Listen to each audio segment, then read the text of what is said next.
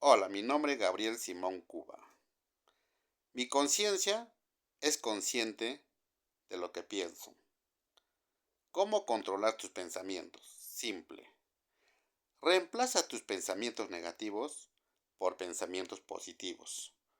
Los negativos son contraproducentes. Los positivos son producentes.